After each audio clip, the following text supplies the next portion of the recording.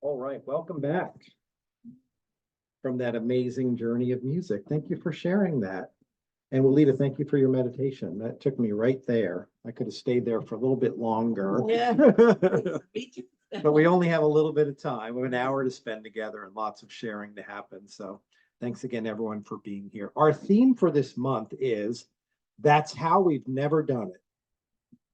And Chris, thank you for introducing that last week. And today's topic is called Up Until Now. Up until now. So if you will, sometimes people don't like being told what to do, but our affirmation today, if you'd like to repeat it, I invite you to. I release the past.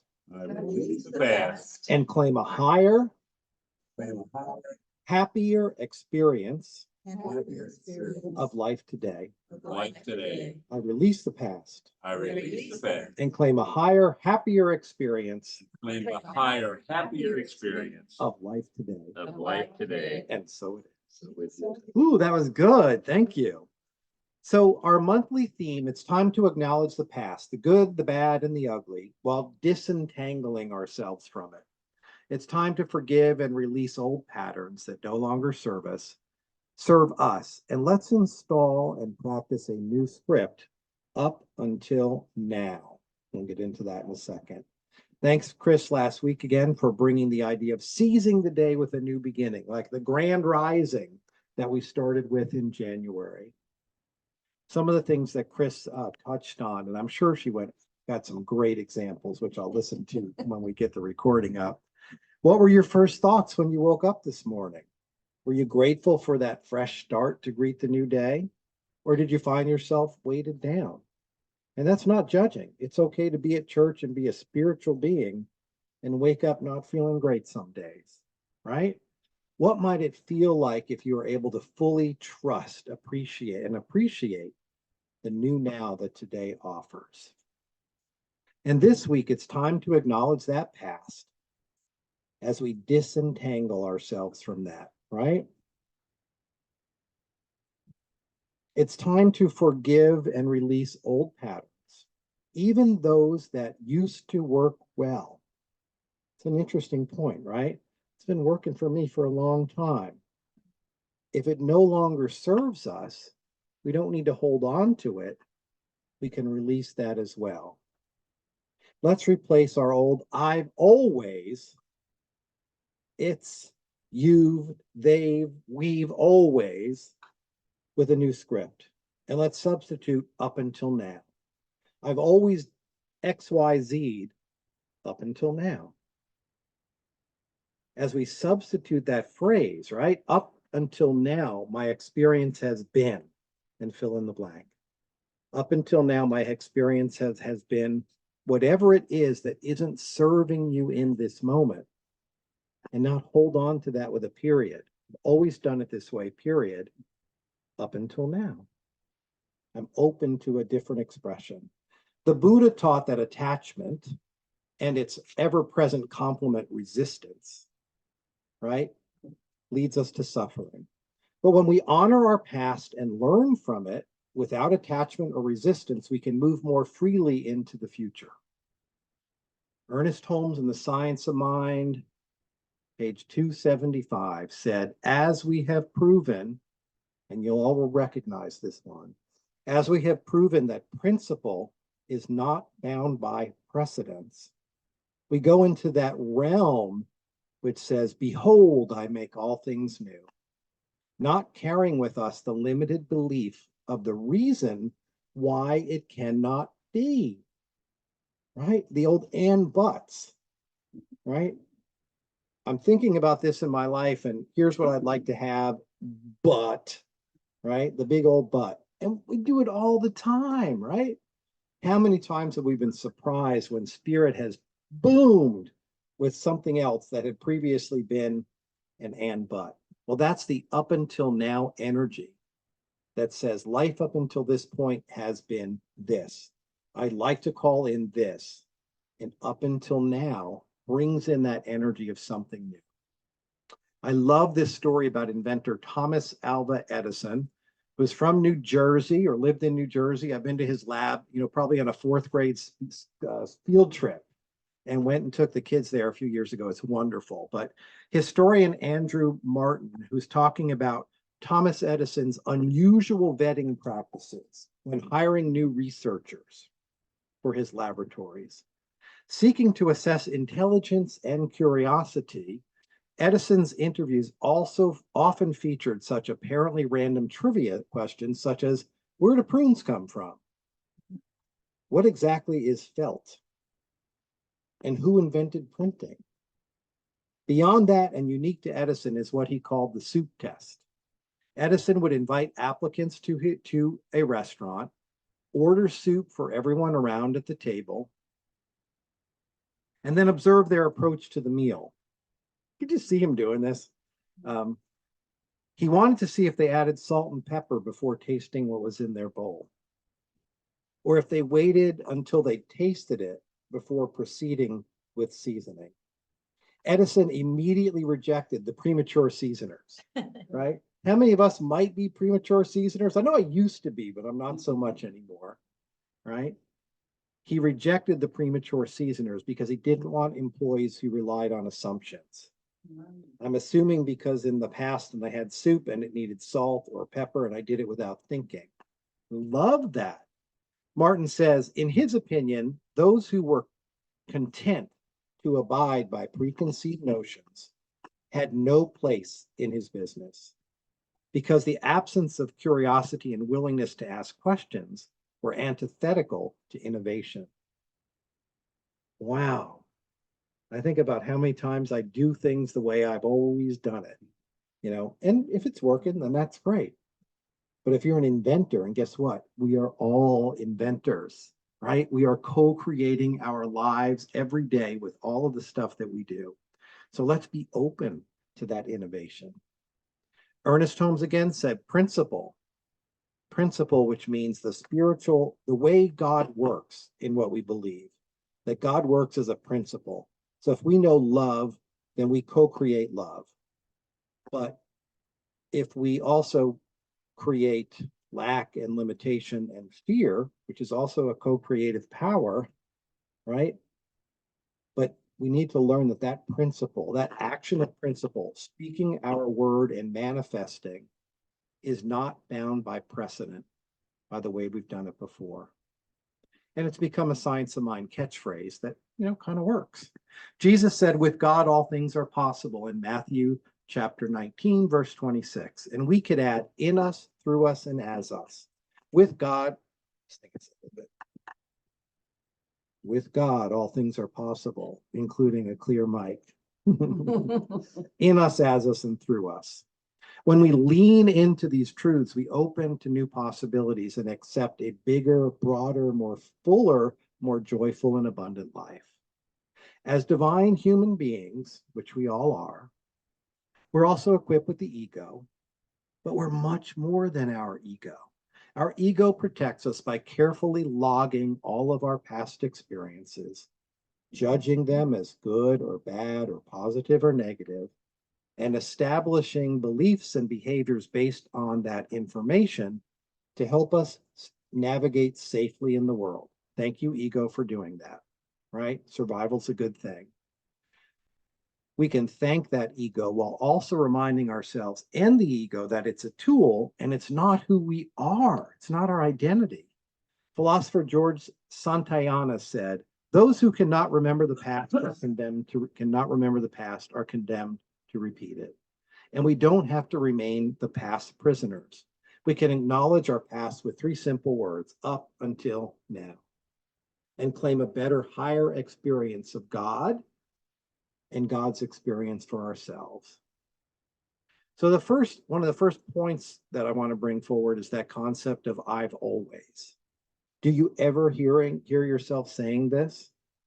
I've always. It keeps us, again, prisoners to the past, retelling the old stories, focused on then, when we could be investigating a new now. I've always, it is an invitation to stay comfortable in our discomfort, stuck in a rut. But as author Ellen Glasgow once said, and this is a Dellism, the only difference between a rut and a grave are the dimensions. Could you hear Dell saying that? The only difference between a rut and a grave are the dimensions. It takes courage. It takes a willingness to stay conscious, to disentangle ourselves, right? To disentangle ourselves from the old patterns and open to a new, larger perspective. The facts of up until now haven't changed, but we're not stuck in them. This is a new creative moment. Science of mind teaches us to identify the issue we'd like to change, while not denying its reality, but denying its power. If we have a condition in our life, one of the worst things we can tell someone is, well, that's nothing, you're just energy.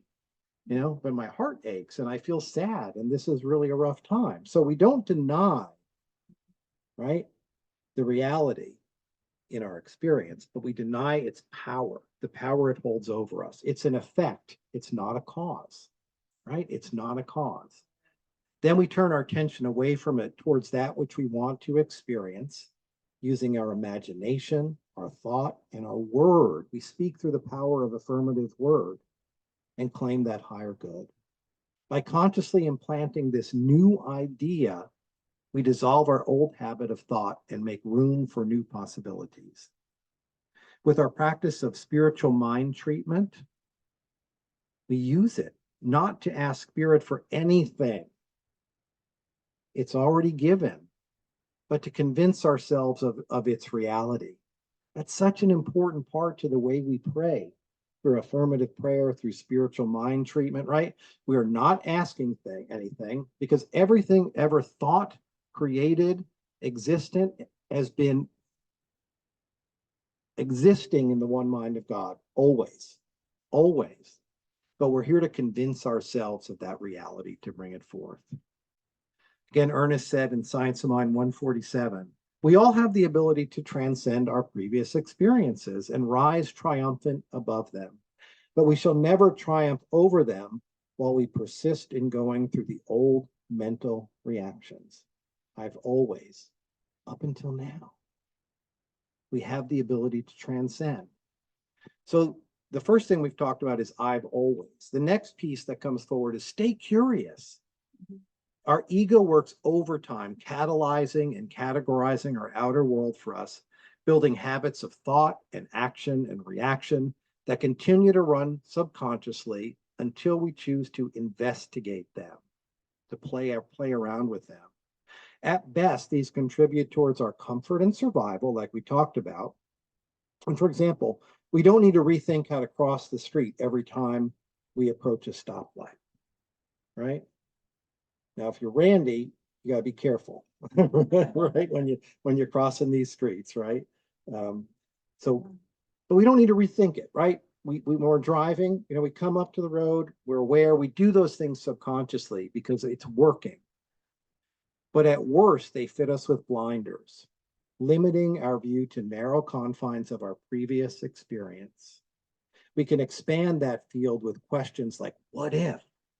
Can I imagine? And a favorite, consider the possibility. Consider the possibility. What if? Can I imagine? How many times do people say, I can't imagine, right? Right, we say it all the time. Something great happens, you're like, I can't imagine. Well, I can imagine. That's how we create, right? Consider the possibility. The most impactful human inventions and discoveries have been born out of curiosity every time. The most creative individuals in every field have not only been willing to think outside the box, but they've celebrated every mistake, setback, and dead end along their journeys, grateful for the gifts of information and insights. I think about Edison hiring those engineers and thinkers, right? I don't think he beat them up when they made a mistake. It's like that you celebrate the mistakes to allow the new creations to come forward.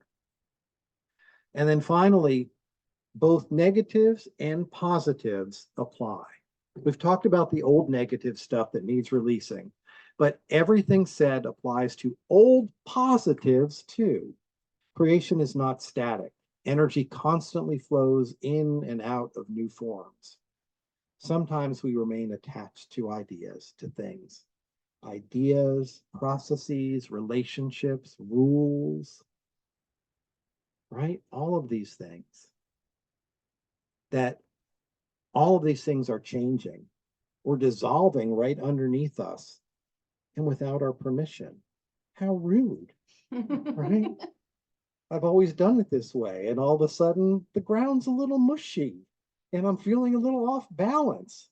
Something, spirit is calling here, calling for your attention to be conscious and be less attached to those things that previously felt firm. A business is sold, a job is reconfigured or eliminated. A favorite food is no longer physically tolerated. I've always eaten this and now I'm allergic to it. What's up with that? Right? More trivial.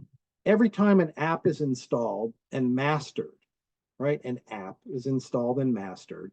It's upgraded to something with a steep new learning curve. Here comes another, Windows 11 or whatever it's going to be. And some people are really in resistance to that. Dolores, I remember your new phone, getting used to your new phone and all the bugaboos with it. And we've experienced a lot of this over the last several years. The pandemic pushed us into different ways of interacting. Who would have thought we'd have a laptop and a telephone and a TV, telephone and a TV in the middle of church every day. And here's where we are. But it also pushed us into different patterns of interaction, both socially and economically. And many are still working remotely and maintaining their spiritual connections online, right? Thank you, Gail. Thank you, Ruth, for being here with us. And for those who watch this later, these are different ways of interacting. I can remember going to church when I first started going to religious science, and we would buy the CD. Well, first it was tapes, right? There was a massive thing in the back where they would record the talk and then print all, duplicate these tapes as quickly as possible. And then you come and buy it after church. Then it becomes CDs. It was a revenue stream for the church too, by the way. And now you just log in and watch it, right? So many things have changed, but it gives our teaching accessibility to the world in new and greater ways, right? The old ways worked until they didn't. The current new ways of doing things will in their time also be replaced. And let's also remember that it's okay to grieve. Stomp your foot a little bit. Grief is a natural human response to any change. We get to be kind with ourselves through the process. Then we get to release our attachment to the old, the good, the bad, and the ugly, and step into the new possibilities of today. Robert Kiyosaki wrote the book Rich Dad, Poor Dad. It was real popular about 20 years ago. And it's a story of Robert's growing up with what he said, two dads, his real father, who struggled and worked hard and never had enough money, and the father of his best friend, his rich dad, who was a successful businessman who knew how to invest money and budget and do all those kind of things. But both of those men, who were his role models and teachers, helped shape his thoughts about money and investing. And the book goes and explores, techniques and ways to doing it. But more importantly, and most importantly, is Robert was open to these two different examples. He learned for himself the way his dad taught him was not how he wanted to live. So he may have said, up until now, this is what I've known. And here's my best friend's dad who's teaching me a different way. He was open to that. So while we can be tempted to stay comfortable in our discomfort, reliving the experiences, beliefs, and behaviors of our past, it's time to accept Spirit's invitation into the new, unlimited possibilities of the present. The new, unlimited possibilities of the present. So let's set the intention to shine the light of consciousness on our old, less than conscious patterns and habits of thinking.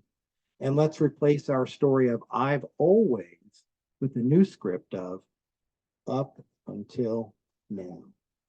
So starting right now, we can honor and bless past patterns as we gently untangle ourselves from any attachment or resistance. We can forgive what needs forgiving. In fact, not we can, we must. Forgive what needs forgiving, and the bad for the pain it's triggered, the good for its impermanence when things get mushy underground, and most importantly, forgive ourselves for our own judgments of ourselves and it all. So today, trusting the Spirit within us, through us and as us, we step with courage and curiosity into a brand new now. Namaste.